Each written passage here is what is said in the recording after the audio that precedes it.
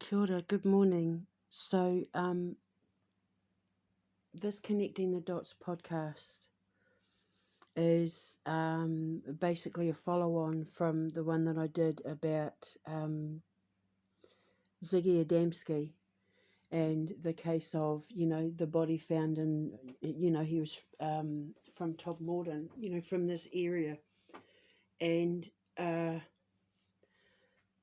there's something that's been bothering me that I didn't cover in my podcast in regards to the disappearance of Alan Godfrey, PC Alan Godfrey. And this video just happened to just literally drop in my lap. And as I was watching it, it was like I just had this flood of answers. So I just did a quick bit of research about it because I never really touched on it other than the fact that, he disappeared.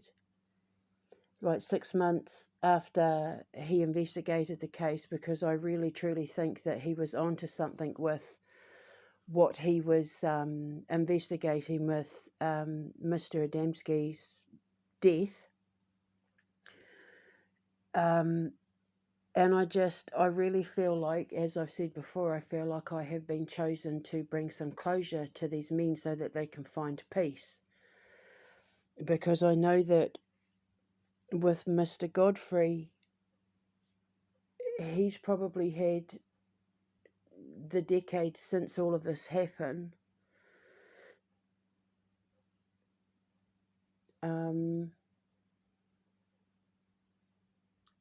Trying to understand what happened to him and why he has no memory and no trace of what happened. It was like he just vanished off the face of the earth. And then when he re-emerged, so to speak, he'd lost time. Now, it got me thinking about the description of, like apparently he emerged with like a burnt foot, and he drew this craft.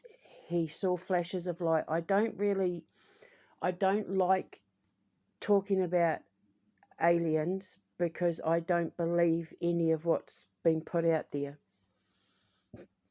I do believe that they exist, but I don't believe that they are interacting with mankind, and that all this hysteria that's going on over the news and internet and that is part of a greater plan. If you know what Project Bluebeam is, I don't pay any of what has been reported on the news or on the internet, and I'm not paying it any mind because I don't believe it. I don't believe in any of it. However, if you know my Skin Crawler Ranch podcast, I think this is what happened to PC Alan Godfrey. He reported seeing a flash of blue light. He reported seeing a flash of white light, and then he disappeared. Nobody knew where he was. It's like he vanished off the face of the earth. And then when he reappeared, he had like a burnt foot, and he was telling this story of this craft that was spinning in a counterclockwise direction. And he doesn't know what happened to him, and he spent the rest of his life trying to figure out what happened to him. And I think I can bring him some peace. Now, what you need to understand, and this is no disrespect to anyone, because I 100% believe that these people believed what happened to them was real. And I believe that Mr. Alan Godfrey believes, like, he experienced everything that he says he experienced, but it wasn't aliens. And I'm going to tell you why. The same with the Skin Crawler Ranch. And you have to understand, at the time there was a lot of government underhandedness going on within the coal mining business, and they were being very dirty and unfair. And, you know, they affected a lot of people. What the government did with the coal mining community affected the lives of thousands and thousands of men and their families. You know, it destroyed entire communities. But the government aren't above resorting to certain tactics in order to get things their way. And like with the skin crawler ranch, if they were in an area where they were dabbling with technology that they didn't want people to know, they would resort to things like, you know, with the Mothman, when they were working on the, was it the Black Hawk plane? It's in my community section. I put a thing up there about my investigation into the Mothman, and the same with, you know, the skin crawler ranch. They used bright lights, they used frequency in that to affect the memories of the people on the ranch, and mess with their heads, basically give them like mind control and hallucination, like these weapons exist, like these things do exist. And when it comes to aliens and seeing alien craft, they like to use people with a reputable reputation, so law enforcement, military, scientists, doctors, that sort of thing, as witnesses to give the claim more credibility. And I think this is what they did with Mr. Godfrey. And he needs peace in this. You know, same with Bill Vale. Like, these men need peace. These people need peace. They are, you know, when their time comes,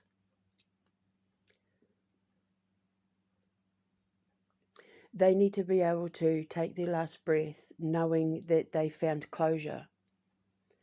And, you know, I didn't touch on it with my Ziggy Adamski podcast because I don't really like talking about this, because I don't want to argue with people.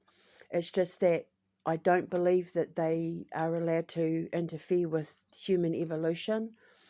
And because of Project Bluebeam, and I've seen first-hand account, I've actually witnessed on video first-hand account certain things that military personnel in the past have brought me, classified information, classified videos in there. I don't believe for 1 second that aliens are invading, that they are a threat to mankind, and that they are running around the planet hurting people. So, to prove my point, I want to talk to you about something called the microwave auditory effect, which was developed in 1974, which was, you know, just before all of this stuff kicked off with Mr. Godfrey and Ziggy Adamski. And it is said that the effects of the microwave auditory equipment that they use will kill you before you even hear the sound. It's microwave weapons. They've been developing it since like the 70s. I know that they used it in like the Gulf War. And one of the effects of it is that it can burn your skin. That when they use it on you, it can leave burn marks. You will drop dead, and it will leave burn marks like you've been in a microwave, basically. And this is what Mr. Godfrey said. He had a burn on his foot. They now use something called the Medusa, which is the mob excess deterrent using silent audio. So what they do, it's like with my biorhythmic field generator, I use frequency and energy in that in order to heal. I use certain frequencies and sound to uplift and elevate and ascend the soul. But the Medusa does the opposite, just like the Schumann resonance. People need to understand that the Schumann resonance can kill you. And so they probably work within the confines of the Schumann resonance when they're using the Medusa in order to subdue crowds and subdue people. Now, even though this weapon isn't something they didn't start using until the Medusa, isn't something they started using until like the 2000s. They've been working on this equipment since the 60s and 70s in varying forms. Like there's, it's multifunctional. There's like, it started as one thing and ended up another. Like my biorhythmic field generator started out as a kinetic engine. And one of the things that I had originally designed the biorhythmic field generator for was to be able to help detain criminals safely, like George Floyd. They could have turned my biorhythmic field generator on and he would have stood without being touched, without being harmed, feeling perfectly calm, no anxiety, no stress, but he wouldn't have been able to move. My version is the peaceful version. Their version is the harmful version because it does damage and it hurts you. And they use it on large crowds, like where there's large gatherings where they anticipate there's going to be trouble, or where they want to control the crowd. They will use the Medusa in order to control the crowd and decide how a certain situation is going to go. These are known weapons. These are documented, like they do exist. The government has admitted to having this technology. Like this isn't anything that's hidden. I'm not divulging any classified information or anything like that. This is all stuff that's documented. And I believe my boys when they came to me and said that they witnessed this, and when they sent me video, because a lot of them were starting to investigate things that they were just out of the blue starting to witness while they were serving or just got out of the military, because I worked with a lot of military boys, a lot of American military boys, helping them deal with PTSD, because a lot of them were dealing with perceived paranormal activity, and that when they were off base and when they were on duty and when they were off duty and that sort of thing. And just through word of mouth they found me, and it was through all of them that I learned about the true horrors of child trafficking, and which ended up leading me to wanting to do all of this so that I could build the Dragonarium to protect Indigenous children and unaccompanied border children, which led me to the Highway of Tears and yada yada and blah blah blah. So Mr. Godfrey vanished without a trace, and then he suddenly turns up, dazed and confused, with this story about seeing the craft. I've seen his craft, the one he drew, and it's the sign of the times. If you notice throughout the course of alien aircraft documentation, they change with the times, and his craft looks like a craft that you would expect to see in the 70s. It looks like something you would see out of, a 70s rendition of War of the Worlds, or a Doctor Who episode or something like that. It's very, the real craft they use, they don't use metal and they don't use lights. My father had been, who was in the military, as you know, was tracking craft. He was utterly convinced. He never spoke a word of this to anyone because he was afraid of being ridiculed and getting kicked out of the army and all that sort of thing. But he used to tell stories. My mum and my dad used to tell me stories about when they were first married, and every time they had babies and that, they would get visits from craft. And my dad used to say, it's not what people think. And he was utterly convinced that he could talk to them when he was witnessing them in the sky. Now, my sons can vouch, and I would say my ex, but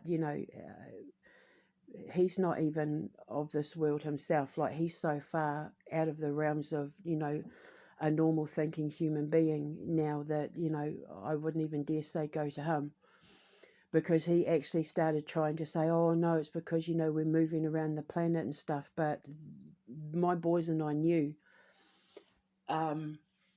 We were driving back from Leeds one night, back in the days when I was smoking weed. And this, you know, because you have to remember that Mr. Godfrey and Mr. Adamski are from this area. I'm from the area, I live where all of this happened. And we were driving back. I hadn't smoked anything. I was completely fine. You know, we were heading back. I don't even, you know, I just had the weed. I didn't have a pipe or anything like that. And I saw this, like, it was like a pink sort of pearl, a pinky pearl, you know, like with opals and pearls, when they hit the light, they have like a milky, pinky kind of pearly glow colour that comes off it. It was hovering in the sky, and I said, what's that up there? And my ex said, oh, it's probably Venus or something. And my youngest boy, who is an astronomer, he's actually going to help me run my North Star Cadets Astronomy Club when we move to Canada. What he doesn't know about the universe, you know, like he would be a match for, like he's the kid that would be able to sit down and hold a conversation with Professor Brian Cox, and they would understand each other. He teaches me things about astronomy because I'm away with the fairies. All I'm interested in is basically understanding what the planets in the universe is trying to say to me. And I have to look up positions and constellations, and or go to my baby, because he, you know, he should, like, he wanted to be a NASA space engineer, you know, back in the day. He's fantastic with engineering. Like he's really interested in like explosives and and I don't mean, but I mean like you know, combustion. I said that he gets his engineering from me and his koro, his granddad, because my father was an engineer in the army and that. So, you know, he had to deal with a lot of building things and engineering things. And when he was little, he used to build. His bedroom was just full of like he was like a civil engineer. He built an entire city made out of Lego, and his trains. And his, you know, because he just had this massive collection of trains, and he built his Lego in there, and he had like a subway, he had like a, you know, like a, oh, what do you call it? Monorail going around his bedroom, going up over his bed and everything, and he would just lay there with his head on the floor and just watch the trains go past, trying to figure out how these trains were moving and what he could do to improve the structure of the bridges that the trains were going over in there. And this is when he was like 3-4 years old. And I knew that he had the potential to be either like a civil engineer or, you know, like a engineer. But then he started getting into like combustion and how things are able to blow up and what causes it, and, you know, like intricate step-by-step detail, needing to understand. He's just like me, needing to understand and doing the research and looking stuff up in there. And then one day he said to me, when I grow up, I think maybe I wouldn't mind to build work for NASA, or, you know, work for someone where we could send rockets to outer space so that we can help mankind. He wants to be a part of helping mankind go further than where we've been able to go before, to see if we can join, you know, the rest of them out there that people claim are now, you know, flying around our planet and walking amongst us and, you know, trying to have our babies and blah, blah, blah. He wants to be a part of the space journey and traversing, you know, to see what's beyond our galaxies and our solar systems and that. And I just let him do it. I just let him have his little, you know, Gary's Mod. You should see the stuff that he produces in Gary's Mod. He's so clever. He just built a flying craft in there the other day that had like little rocket, you know, rocket propelled engines at the back and that, and flew it around like a car, and it was just unbelievable. And so when the ex had said, oh, it's probably Venus or something, my youngest piped up and he said, no, Venus is over there. And he said, and Venus isn't going to be too as visible or as close as what that is. And I said to my son, so if that's Venus over there, then what's that there? And he said, I don't know, Mum. And my eldest son said, maybe it's a UFO, because there are a lot of sightings of UFOs in this area. And so I said, if you are our visiting brethren, I want you to move your craft up. And it moved up. And my boys were like, whoa. And my ex went silent. And then I said, move to the left. And it moved to the left. And then I said, move to the right. And it moved to the right. And I said, move to the left again, but then go up. And it was doing everything I was telling it to do. And I was saying, how is that possible? Like, what the hell's going on? And my ex was saying, oh, it's because, you know, we're moving around the curvature of the earth and blah, blah, blah. And my youngest was saying that wouldn't explain how it's able to move up and down and left and right with Mum telling it to. Because he said if it was following the curvature of the earth, it would be moving away from us and not, you know, moving back towards us. And it basically did this the whole way home. And then we stood outside the house and we watched it, my boys and I, and we watched it until eventually I said, I need to go inside because it's cold now. And then it just like vanished behind a cloud, and that was it. We never saw it again. And then one of my former students who came to visit from Amsterdam, we had taken her to, oh gosh, where was it?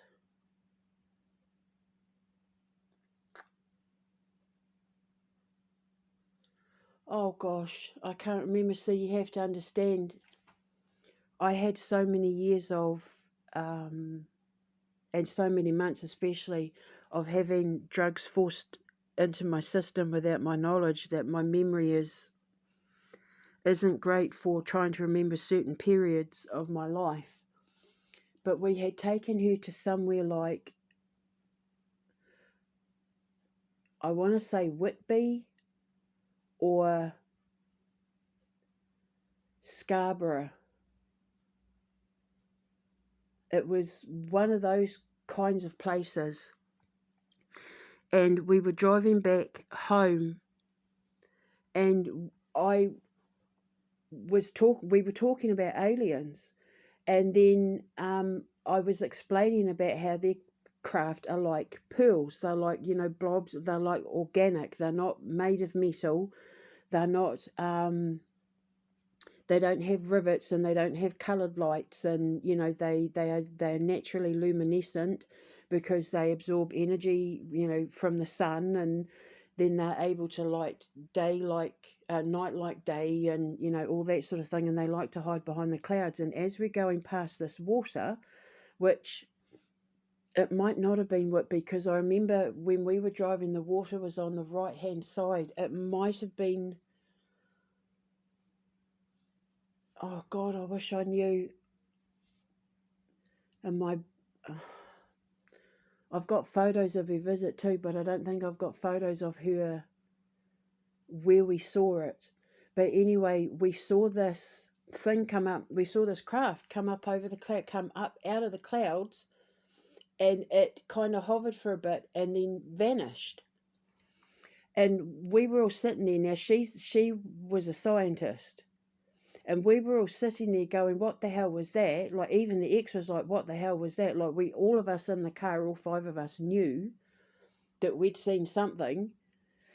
And then the next morning, I checked the news, and other people in that area had reported seeing a UFO and described it exactly how we'd seen it. And I went to my former student and went to my ex and the kids, and I was like, look, look. And I did when we came back from Leeds as well. The next day, apparently that craft, once it was seen over Leeds, it was then seen like an hour later or something in Ireland. And I was like, see, I said to my ex, I told you I wasn't making it up. I said people reported seeing the exact same thing.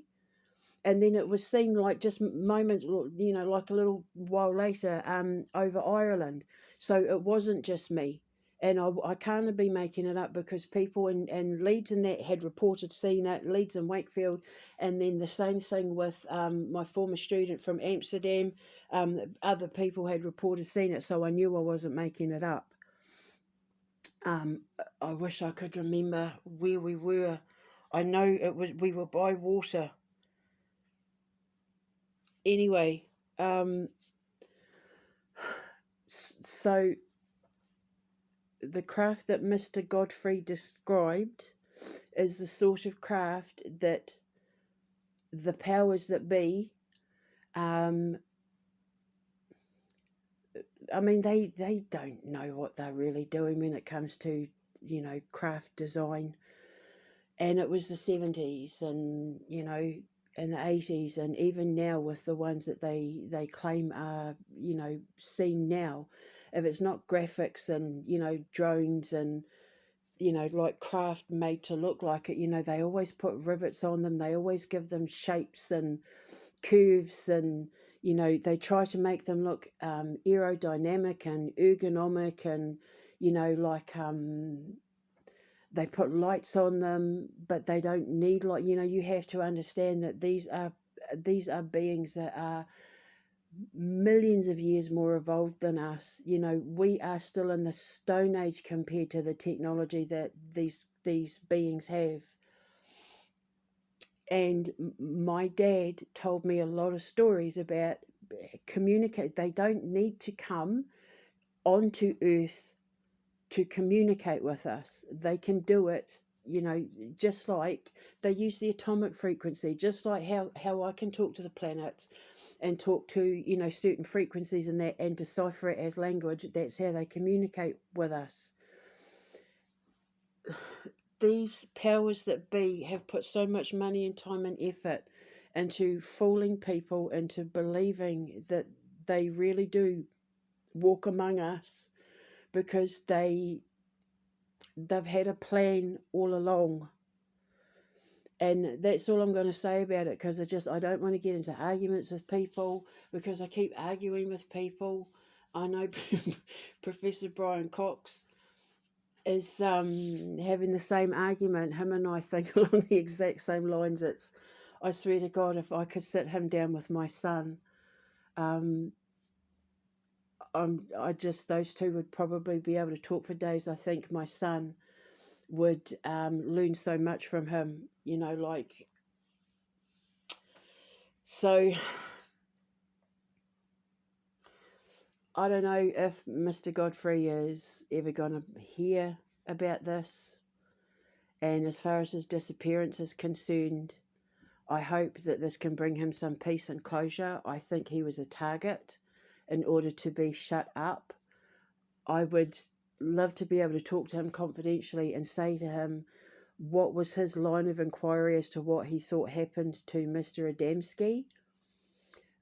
Because I'm utterly convinced that he was on the right track with something. He was on to something, and it had, whatever his line of inquiry was, it had to be shut down.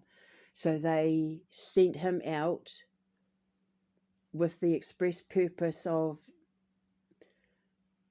blanking his memory with the white flashes of light, blanking his memory, and then putting placed memory, false memory, into the recesses of his subconscious, so that when he was back again, he would only remember what was implanted for him to remember, just like the Skinwalker Ranch.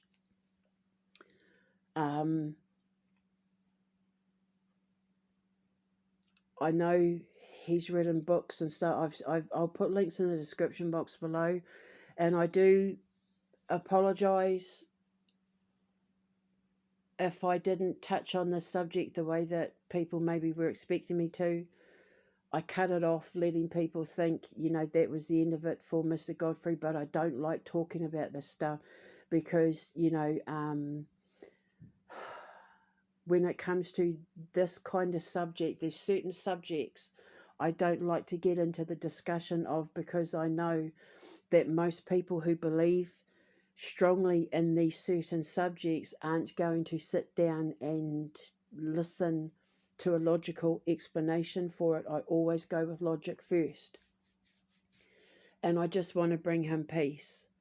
I want him to be able to go to bed at night and live his day and, cross over and all of that in peace. Same with Mr. Adamski. I want him to be able to cross over with peace. I want him to be able to exist in peace without fear, without misunderstanding and that. And I think that the whole Ziggy Adamski thing is all to do with, it might even be a case of like with Mothman, they were trying to cover up things that they were working on, so they used Mr. Adamski as something to distract the people in that area. And then maybe when Mr. Godfrey got too close to the truth or something, they had to do something to stop him following his line of inquiry. I don't know where he lives now. I'm assuming he's still alive. I know that he was doing interviews right up until like 2021 and that, but if I could meet him, I would love to sit down just confidentially without anyone else knowing and saying to him, what do you really think happened to Mr. Adamski? Because I really truly feel that he was on the right track with something and they had to stop him from following that line of inquiry. So they wiped his mind, they made him disappear, and then they gave him something else to focus on. Because, when you become distracted with something that is too overwhelming, like, trying to understand something that's happened to you, you can't focus on anything else. And I know that Mr. Godfrey went on to, write books and give interviews and that about what he experienced. So it proves my point that they wanted to distract him and keep him off that line of inquiry. And, maybe they didn't do to him what they did to Mr. Adamski, because then it would have looked too obvious, So, I just please be very, very careful what you choose to believe. Just because it's coming from the news, just because it's coming from government officials, doesn't mean it's the truth. We've had presidents tell us that there were weapons of mass destructions in Iraq that weren't true. So, and as we know from Mr. Biden, presidents lie, people in government lie. And like with everything that's going on in the world at the moment, and this is what Project Bluebeam is all about, when it's getting out of control and too much for the government to handle, bring in the aliens, give them a distraction. This is basically a mass version of flashing a white light and saying, look over here at the aliens, don't look at what we're doing, look at what the aliens are doing. Because now it's all everyone can talk about. And I know that even poor Professor Brian Cox is getting flack for, because he thinks along the same lines as I do. He doesn't believe for 1 second that they're here and that they're roaming the earth and, here to hurt us, or, so I know I'm not totally crazy, and he's kind of, we think along the same lines, and I think he's kind of like me in the fact that it would be nice if they were here to teach us and help us evolve, but they have to let us figure it out ourselves. They can't interfere with our evolution. We have to figure this out on our own, and my little boy wants to be a part of helping do that. He doesn't, I mean, he tossed up the idea of being a veterinarian because he just adores animals, but his love of engineering and that is getting bigger and bigger and bigger and bigger. So, I had asked him the other day when we moved to Canada, and I opened my radio station because I want to design the Alchemist Cavern where my radio station is like, a tower at the Alchemist Cavern. And the top of the tower, I want to turn it into the North Star Cadet Observatory. And the North Star cadets and tourists and that can come, and we'll have our telescope in there, and you can look up, when we have events like the meteor showers and comets and various celestial events and all that sort of thing, and they'll be able to find the North Star, the Star of Brihenus in the Cepheus constellation, my star, because the Alchemist Cavern is all, everything I do is based around my fictional character, Brihenus Aithusa, who is a dragon who was a fairy godmother that, evolved to become a dragon to watch over all the children. And I bought a star, and it's called the Star of Brihenus, and it is a real North Star. And so, like, my observatory is going to have information about the Cepheus constellation, and it'll have like all the constellations on the inside and that, and then you'll be able to look through the telescope. And I'd like to be able to invite astronomers and like NASA engineers and NASA retired NASA employees and all that sort of thing, and get them to come and invite them to have evenings with the children and turn it into a whole thing. And I said to my son, would you like to help me run the club? And he said, yes, I would love to. One of the radio shows that he wants to do is an astronomy radio show for the North Star cadets, so that our North Star cadets will be able to tune into his radio station, and he's going to talk about different things to do with astronomy and like astrophysics and that, because it's just his thing. He's just so smart. And so he has decided that he would like to do his own show, his own podcast, his own show where, for an hour once a week he talks about astronomy, and, for the North Star Cadet Astronomy Club. So, and he's also the most logical person. Like, he teaches me and he puts me in line and has no hesitation in correcting me. And he believes what he saw. He knows what he saw. He's not the sort of person that would blindly walk into that kind of assumption and just believe everything he sees. Like, even with being raised with an Indigenous mother, he says that he believes in Western medicine because he believes that it's more effective and does a better job. And I respect his opinion for that, whereas I do everything natural. I have to use natural alternatives in that. He believes in modern medicine because it just makes more sense to him. And, and he's obviously welcome to his opinion. I don't push my opinions on my children, that I let them find their own way through their beliefs, and whatever it is they believe, whatever it is they want to be, I support them 100%. So I'll put the links in the description box below so you can see Mr. Godfrey's story, so that you can see his craft and everything like that. But I'm putting it out there. You don't have to believe anything that I'm saying. Even Mr. Godfrey, if he hears this, he doesn't have to believe anything I'm saying. But if he does believe what I'm saying, I hope that it brings him and his family peace, because I know that this kind of thing is the sort of thing that can affect someone's life and affect their mind, and because they, the human brain is designed to understand why things happen the way they happen.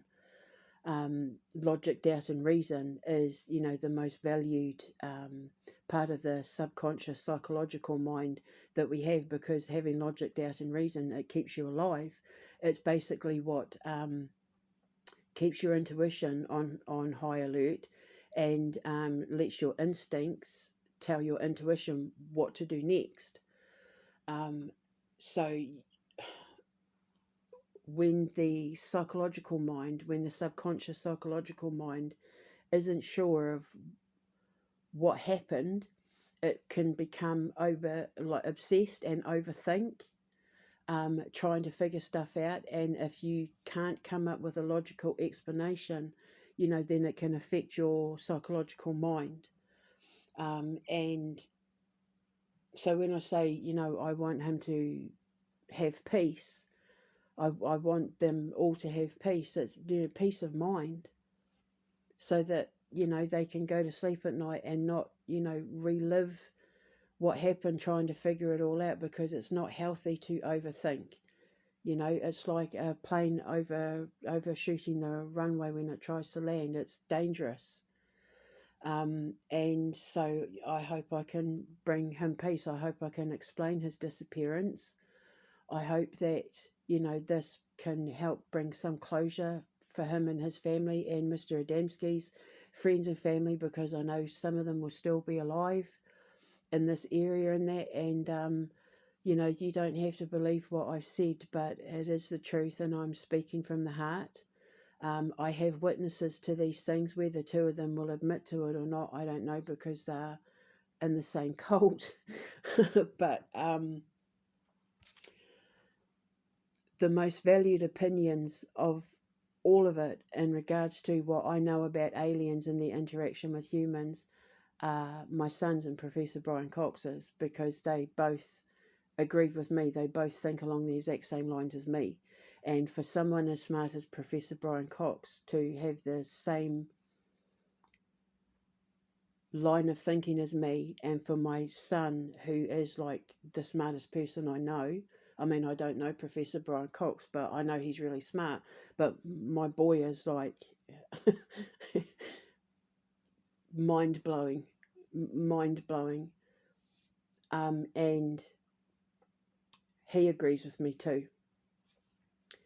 And if he agrees with me, then I know I'm on the right track, because he's the one person in my life that would have no hesitation in saying, I don't believe you, or that doesn't make sense, and I will tell you why, sort of thing. So, him and I have the most incredible conversations.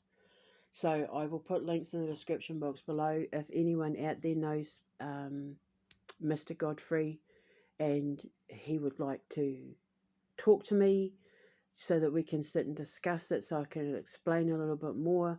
Or if not, just, let him know that I hope this brings him and his family peace and can bring closure. I believe everything he's saying that he believes is 100% true, because I know how mind control works. I know how, bioengineering works when it comes to things like the Medusa and the microwave auditory effect. I understand all of that, because, with working on my biorhythmic field generator. So, so I will let you go.